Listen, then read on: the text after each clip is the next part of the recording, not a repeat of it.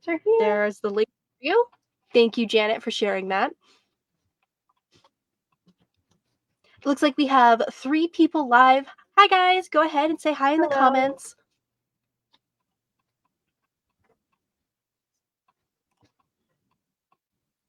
And if you're looking for something fun to do, we also have published a new issue of the magazine. We have a bunch of tips for homeschooling during the holidays and different DIY gifts that you can make during the holidays and all kinds of great tips on affordable homeschooling.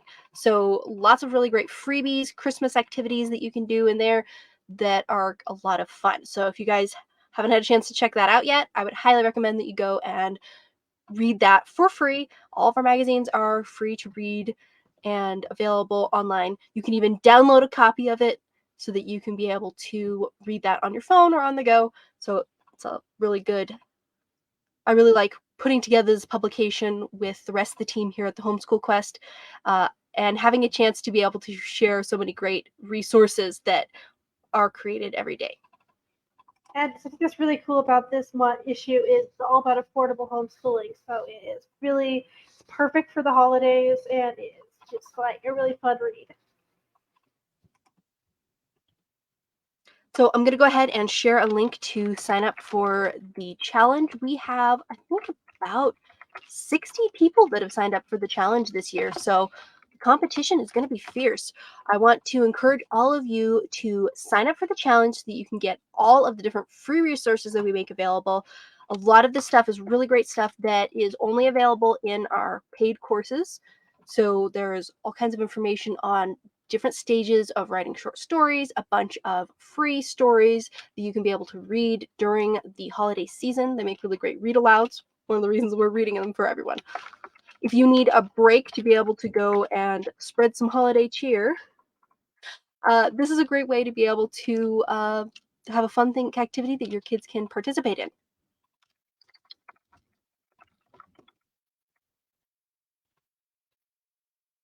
Okay. And if you guys are ready, go ahead and drop an emoji in the chat. Bonus points if it is a Christmas themed emoji, if you are ready to get started.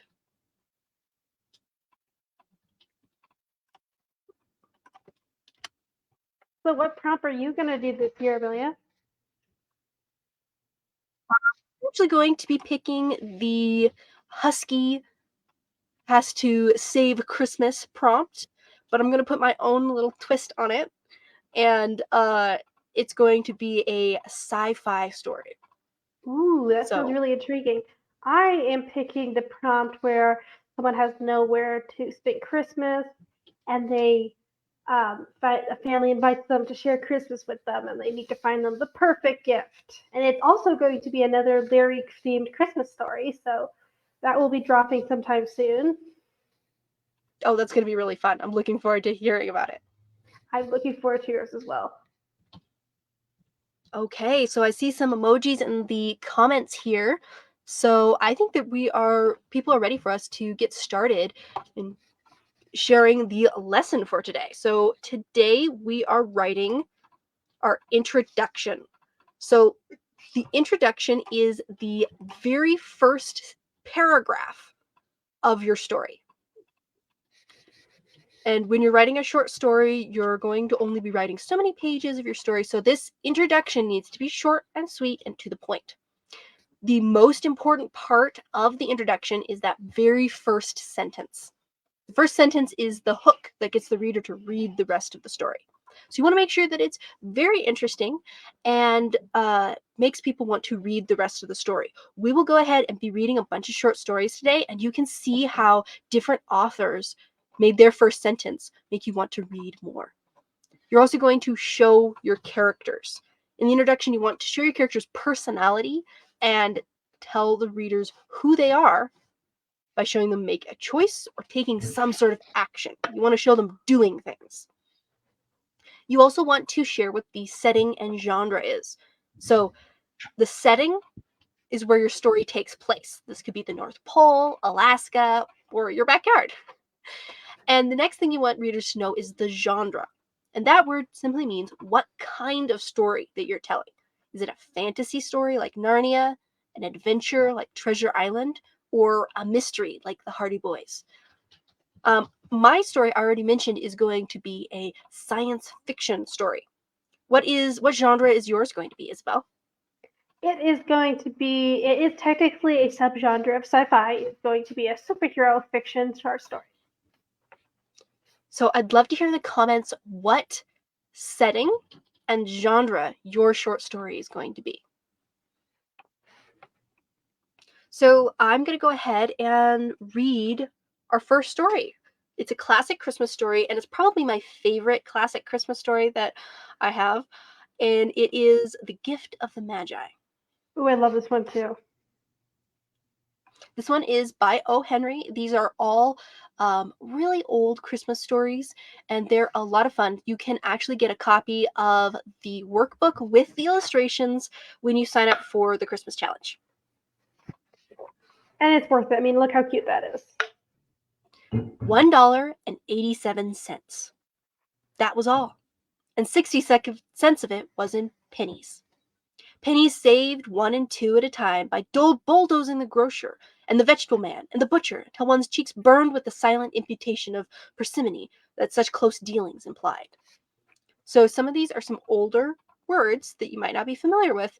So notice that the very first sentence, $1.87. You're like, what? Why are we talking about money? It makes you curious to read the rest. And this first really paragraph already kind of explains the story and gets people interested in the setting. 3 times Della counted it, $1.87, and the next day would be Christmas. Now you've already seen the problem. Right away you know what the obstacle is for this story. There was clearly nothing to do but to flop down on the shabby little couch and howl. So Della did it, which instigates the moral reflection that life is made up of sobs, sniffles, and smiles, with sniffles predominating. While the mistress of the home is gradually subsiding from the first stage to the second, take a look at the home. A furnished flat at $8 per week. It did not exactly beg your description, but it certainly had a word on the lookout for the mendacity squad. The vestibule below was a letter box into which no letter would go, an electric button from which no mortal finger could coax a ring. Also appertaining thereunto was a card bearing the name, Mr. James Dillingham Young. The Dillingham had been flung into the breeze during a former period of prosperity when its possessor had been paid $30 per week. Now, when the income shrunk to $20, though they were thinking seriously of contracting to a modest and unassuming D. But whenever Mr. James Dillingham Young came home and reached his flat of he was called Jim, and greatly hubbed by Mrs. James Dillingham Young, already introduced to you as Della, which is all very good. So in this first page, we already know a lot about the characters, the setting, the genre, and what is going to take place in the story. Della finished her cry and attended to her cheeks with a powder rag. She stood by the window and looked out dully at the gray cat walking a gray fence in a gray backyard. Tomorrow would be Christmas Day, and she only had $1.87 which to buy Jim a present. She had been saving every penny she could for months, with this result. $20 a week doesn't go far. Expenses have been greater than she had calculated. They always are. Only $1.87 to buy a present for Jim. Her Jim. Many a happy hour she had spent planning for something nice for him. Something fine and rare and sterling. Something just a little bit near being worthy of the honor of being owned by Jim. There was a pier glass between the windows of the room. Perhaps you've seen a pier glass in an $8 fat. Very thin and very agile person might, by observing his reflection in a rapid sequence of longitude strips, obtain a fairly accurate conception of his looks. Della, being slender, had mastered the art. Suddenly she whirled from the window and stood before the glass. Her eyes were shining brilliantly, but her face had lost its color within 20 seconds. Rapidly she pulled down her hair and let it fall to its full length. Now there were 2 possessions of the James Dillingham Youngs, which they both took mighty pride. One was Jim's gold watch that had been his father's and his grandfather's. The other was Della's hair. Had the Queen of Sheba lived across the flat in the air shaft, Della would have let her hair hang out the window some day to dry, just to depreciate Her Majesty's jewels and gifts. Had King Solomon been the janitor with all his treasures piled up in the basement, Jim would have put his watch out every time he passed, just to see him pluck his beard in envy. Now Della's beautiful hair fell to her rippling and shining like a cascade of brown waters. It reached below her knee and made itself almost a garment for her. and then she did it up again nervously and quickly. She faltered for a minute and stood still while a tear or two splashed into the red, worn carpet. On went her old brown jacket, on went her old brown hat, the whirl of skirts with the brilliant sparkle still in her eye. She fluttered out the door and down the stairs to the street. Where she stopped, the sign read, Madame Saffron, hair goods of all kinds. One flight up Della ran, and collected herself, panting. Madame, large, too white, chilly, and hardly looking the Saffroni.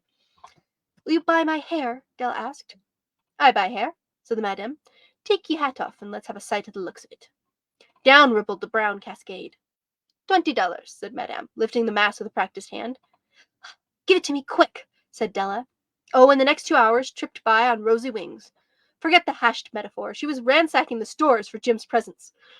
She found it at last. It surely had been made for Jim and no one else. There was no one other like it in the stores, and she had turned them all inside out. It was a platinum fob chain, simple and chaste in design, properly proclaiming its value by substance alone, and not ornamentation, as all good things should do.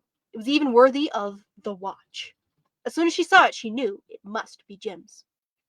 It was like him, quietness and value. The description applied to both. $21 they took from her, and she hurried home with 87 cents. With the chain on his watch, Jim might be properly anxious about the time in any company. Grand as the watch was, he sometimes looked at it on the sly on account of the old leather strap he used in place of a chain. When Della reached home, her intoxication gave way to a little prudence and reason. She got out her curling iron and lighted the gas, and went to work repairing the ravages made by generosity added to love. Which is always a tremendous task, dear friends, a mammoth task. Within 40 minutes, her head was covered with tiny, close-lying curls that made her look wonderfully like a truant schoolboy. She looked at her reflection in the mirror long, carefully and critically. Well, if Jim doesn't kill me, she said to herself, before he takes a second look at me, he'll say I look like a Coney Island chorus girl. But what do? Oh, what can I do with $1.87? At 7 o'clock, the coffee was made, and the frying pan was on the back of the stove, hot and ready to cook the chops. Jim was never late. Della doubled the fob chain in her hand, and sat on the corner of the table near the door that he always entered. She heard his steps on the stair down the first flight. She turned white for just a moment. She had a habit of saying a little silent prayer about the simplest everyday things, and now she whispered, Please, God, make him think I'm still pretty. The door opened, and Jim stepped in and closed it. He looked thin and very serious. Poor fellow, he was only 21, and to be burdened with a family. He needed a new overcoat and was without gloves. Jim stopped inside the door, as immovable as a setter at the scent of quail. His eyes were fixed upon Della, but there was an expression in them she could not read, and it terrified her. It was not anger, not surprise, not disapproval, not horror, or any of the sentiments she had been prepared for. He simply stared at her fixed with a peculiar expression on his face. Della wriggled off the table and went for him. Jim, darling, she cried, don't look at me that way. I had my hair cut off and sold because I couldn't have lived through Christmas without getting you a present. It'll grow out again. Don't you mind? You won't mind, will you? I just had to do it. My hair grows awfully fast. Say, Merry Christmas, Jim, and let's be happy. You don't know what a beautiful nice gift I've got for you. You've cut off your hair? Asked Jim, laboriously, for he'd not arrived at that patent fact yet, even after the hardest mental labor. Cut it off and sold it, said Della. Don't you like me just as well anyhow? I'm me without my hair, ain't I? Jim looked about the room curiously. You say your hair is gone, he said with an almost air of idiocy. You needn't look for it, said Della. It's sold, I tell you. Sold and gone, too. It's Christmas Eve, boy. Be good to me, for it went for you. Maybe the hairs of my head were numbered, she went on with a sudden serious sweetness. But nobody could ever count on my love for you. Shall I put the chops on, Jim? Out of his trance, Jim seemed quickly to wake.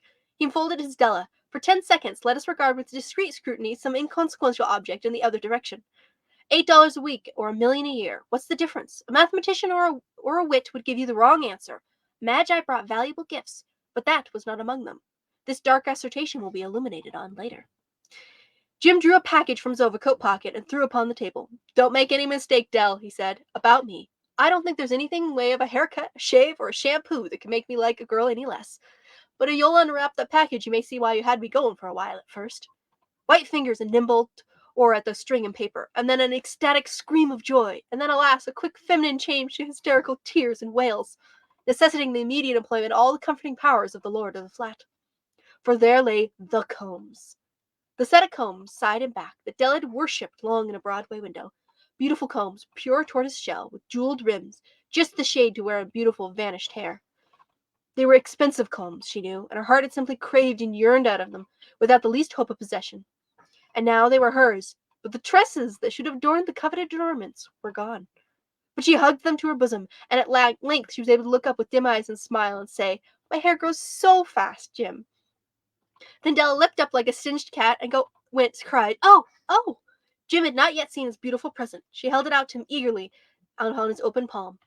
The dull, precious metal seemed to flash with the reflection of a bright and ardent spirit. "Isn't it dandy, Jim? I hunted all over town to find it. You'll have to look at the time 100 times a day now. Give me your watch. I want to see how it looks on it." Instead of obeying, Jim tumbled down to the couch, put his hands under the back of his head, and smiled. "Dell, let's put our Christmas presents away and keep them a while. They're too nice to use at present. I sold the watch to get the money to buy your combs, and now I suppose maybe you could put the chops on." The Magi, as you know, were wise men, wonderfully wise men, who brought gifts to the babe in the manger.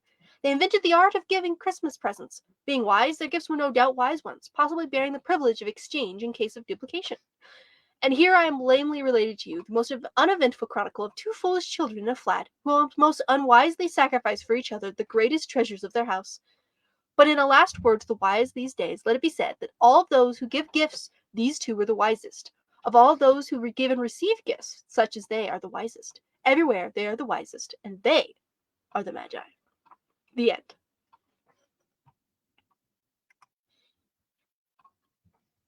That was super fun. I always love hearing that story. Such a classic. So next, I would like you to read A Very Larry Christmas. Okay. Okay. Let me see.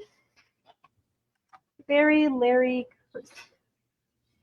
Okay, so like Amelia mentioned, there is an intro summary, and so the intro summary for this story is: it was the night before Christmas, and Larry couldn't sleep, not after hearing Billy Dean's father might not be home in time.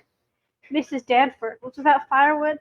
Matt Drake couldn't find a traditional Christmas turkey, and that the orphanage had no gifts for the children. So as you can see, it was the night before Christmas, and Larry couldn't hear. That part is the intro to it. For that part of the story. And then afterwards it goes, "No one deserves a bad Christmas." Larry rose from his bed. Call to adventure.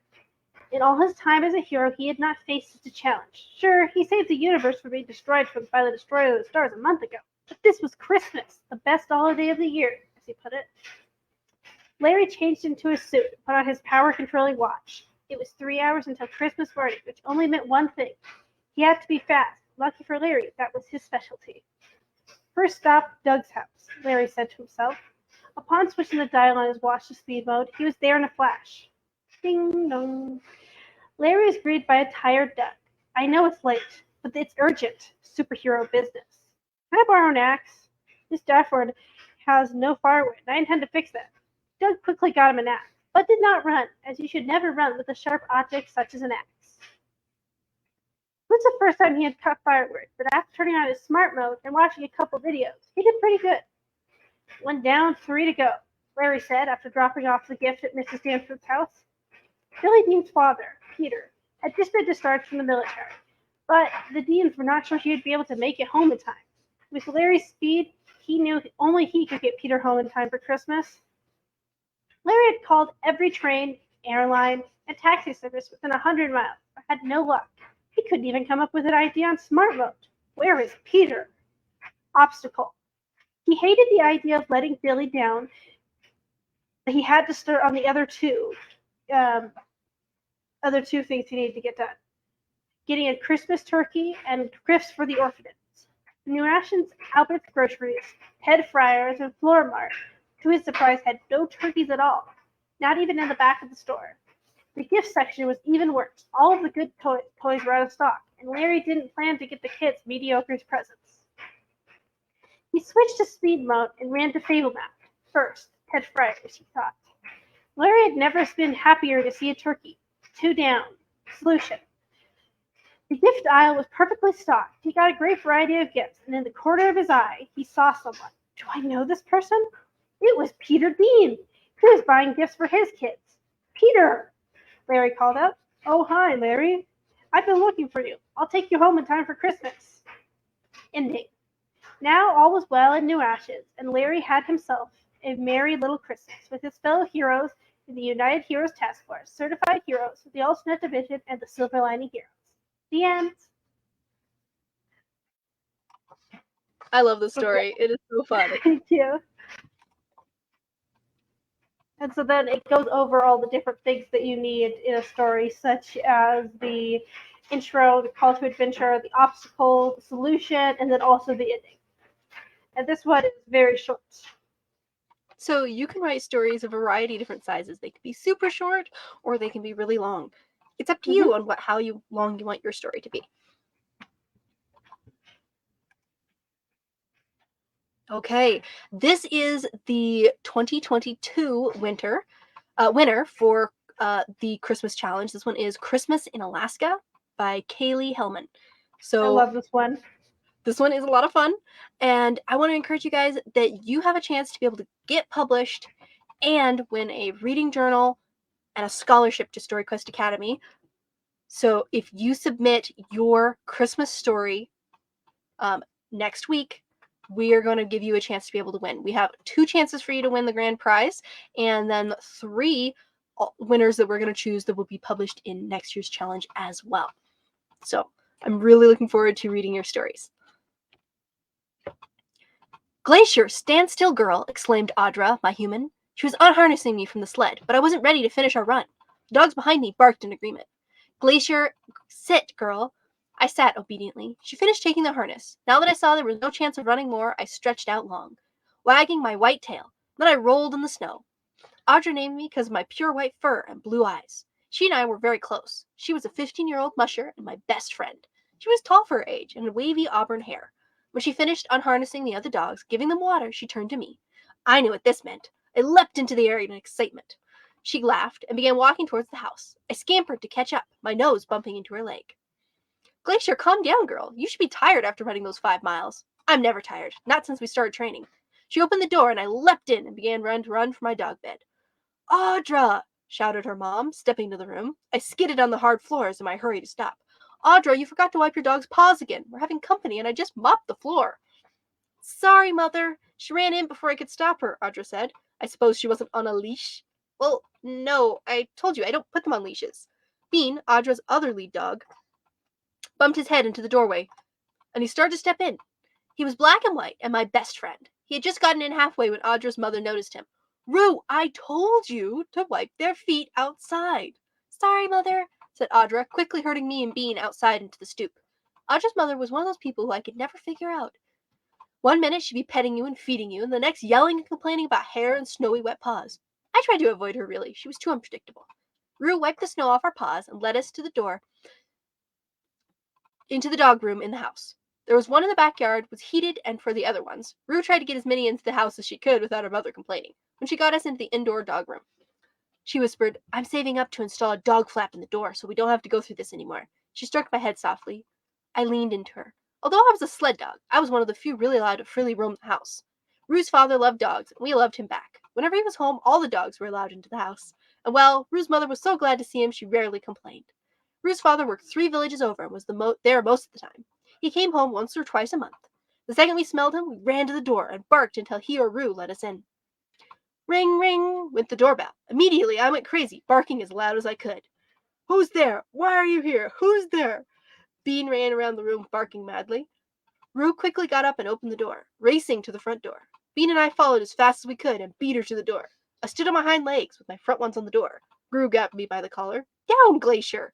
Bean wiggled behind me. Bean and Glacier, sit. Promptly we sat, but continued barking. Rue opened the door. Sorry, she said. Come in.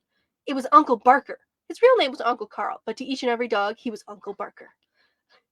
Immediately, Bean and I stopped barking. We knew this person. He was the loud man who always shouted before Rue told us to run in a race. He made a loud bang noise. I growled in the slightest bit in my throat. Uncle Barker stamped the snow off his feet and coat. It's snowing hard, he said. The village on the mountain? Rue whispered. I perked up my ears. Precisely what I came for. Oh, I'll get Mother. Just wait a second, Uncle. No. I didn't come to see my sister. I came to see you, said Uncle Barker. Oh, what for? Rue asked. The village on the mountain, of course. Rue's face lit up. Do you mean? She trailed off. Yes. Your team has been selected this year to run to the village and bring the winter goods and presents. Rue's face lit up. Oh, I'd love to. And then her face fell. Mother would never let me, though.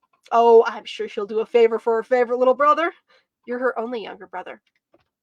Well, yes, but as the youngest of the family, I always get my way. Besides, your father agreed. Rue's eyes widened. Really? Is he here now? Oh, he must have been able to get off Christmas after all. No, your father still worked, but he consented. Said you'd be safe with those dogs. The only concern is that you keep Bean and Glacier leading, and your normal team, not the racing one. Rue wrinkled her nose a bit. Was that wrong? For the millionth time, I wish I could speak human, or that she could speak dog. But my normal team is only 2 dogs different than my racing team. There's nothing wrong with Peanut Butter and Caramel. Your father would rather use the other 2. But Evan and P are so slow. I had to agree. Those dogs took their own sweet time when they wanted to. Maybe you could use P and Caramel because your father said you could replace Evan, but not P. All right, fine. I barked and she looked at me. You'll thank me later when we're in the village faster. I felt like Uncle Barker's ice vice was better, but still, I couldn't speak human person. Aurora, do you have your bags properly packed? Shouted Rue's mother over the barking of 12 or so dogs. This was 3 days later and 2 weeks before Christmas. Yes, she shouted. You be a good young lady and obey the maps and instructions. Even though she sounded stern, she looked worried, and I saw tears in her eyes. I'll be fine, Mom, said Audra, walking to her. Rue's mother gave her a big hug. You be careful, she said, breaking up, because I don't want you to get frozen on the mountain in the spring. I barked. What about me? Or the dogs, said Rue. Or the dogs, repeated her mother. Soon we were harnessed. There was a lot more dogs hitched to the sled than normal. Rue told me that there were going to be 6 extra pullers that helped carry the huge load. We had to bring supplies of candies, plates, cups for the continually growing amount of children on the mountain. They lived where the snow hardly melted, and in the winter only dogs could bring the presents and supplies for the village. There were clothes, buttons, and foods. Audra shouted for me to go, and we did. As the lead dog, the others had to obey me, and my job was to obey Audra and keep the others in line. Just as we were leaving the village, the old man Christopher stopped Audra. We've had recent sighting of some lynx by the mountain. You do well to stay here, but if you have to go, stay on your guard.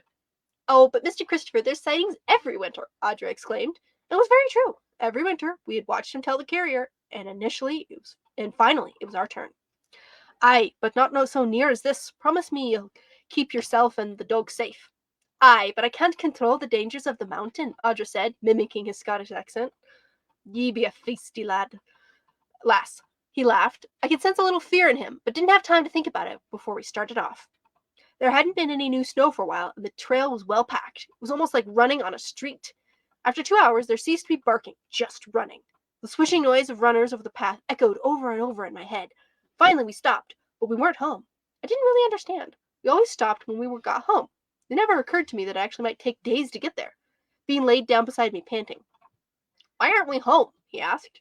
Yeah, why? Asked Frisky Caramel. P stretched out long. Because, she said matter-of-factly, we're traveling up the mountain to the children in the village with heavy cargo. It could take us days. Yeah, I barked as if I had known that. You wouldn't have known that, said P, rolling her eyes. Would too, I argued. I was the alpha here, even if she was much older and wiser than us. Will we be home by tonight? Asked Caramel. It's my turn to sleep on the fluffy bed. I don't want to miss that. What part of it could take us days do you not understand? Asked P. So we're not going to be home tonight? Asked Caramel. No, we're not, said P wearily. Tomorrow morning? Get your heart set on next week. Next week, she barked. Why do we even have to go? Asked Bean. Because Audra was selected this year, snapped P. What a chore, yawned Apicia. It's not a chore, barked P. Then she breathed in. It's a great honor to bring the town their supplies and presents. This is my 3rd time. Rue's father took me twice up the mountain. Apicia rolled her eyes. Whatever. P's nostrils flared. You young whippersnappers, she muttered, always thinking they know best. She lay her head on her paws. Every dog was soon resting, but no sooner had I nodded off, Audra woke us and began harnessing. No, I want to rest, moaned Caramel. She wiggled and squirmed, insisting on stretching at awkward times. Caramel, stand still, commanded Audrey. Caramel continued to wiggle. I barked at her and prepared to spring. That made her stand still enough. That night was our first night out in the open. Rue slept in the sled, but we had to burrow in the cold ground. I made my hole and snuggled into it. In the morning, I was covered in snow. I managed to get up, but it was all in my nose. When I sneezed, flurries of snow flew up, and I danced around, but the rope attached to my collar prevented me from really playing. When Audra got up, we all ate. We were ready to go when she finished. After hours of running, I still wasn't tired.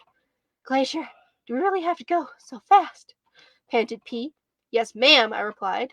Bean was chanting under his breath. Faster, faster, faster, faster, faster, faster, faster. We hardly stopped, only for water and a short snack eaten by Audra. This repeated every day. However, on the 5th day, we continued for a while after dark, and that is when it happened. A huge lynx leapt out of the brush at Audra. Immediately, all the dogs ran to protect her, but as we were all harnessed, it was a little difficult. All I knew is I had to protect Rue. I heard her scream and broke out of my harness, running at the lynx. The other dogs, still harnessed, followed. Immediately, the sled spun away. Then Audra fell off, the lynx almost on top of her. I leapt at the lynx. It was hard to describe what happened next. Only in a few moments, the lynx had run off, severely wounded. Audra laid on the snowy ground. I nudged her face with my nose. She looked at me and managed a shaky smile. My ribs hurt. I think I broke one, and I hit my head. Lynx didn't bite me, just some scratches. I don't think it's that deep, she panted. I nuzzled her again, half waking, half leaning on me. She managed to get into the sled.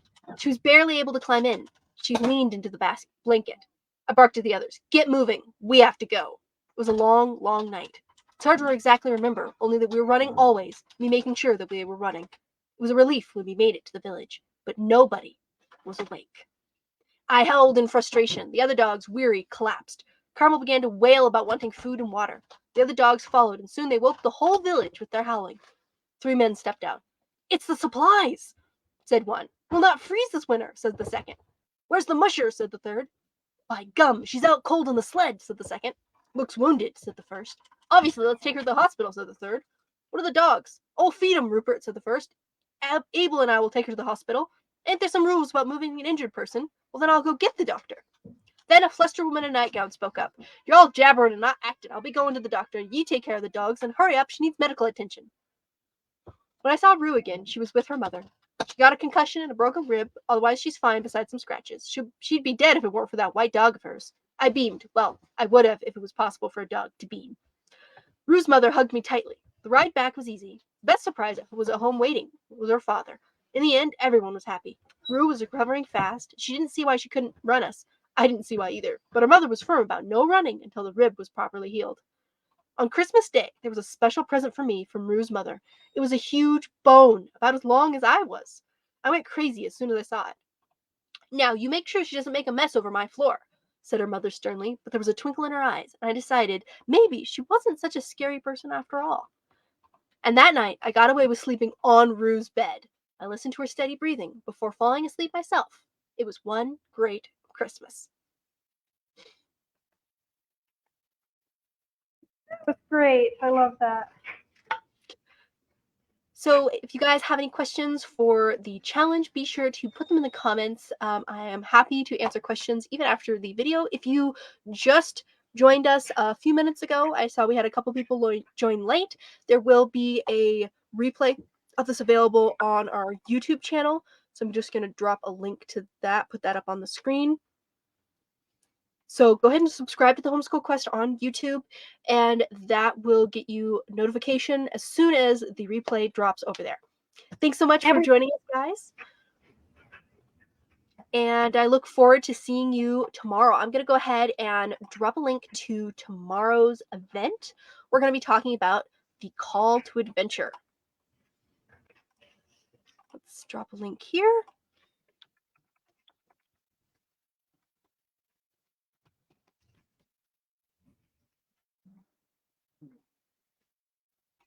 Okay, thanks so much for joining us, everyone, and I'll see you tomorrow. Bye.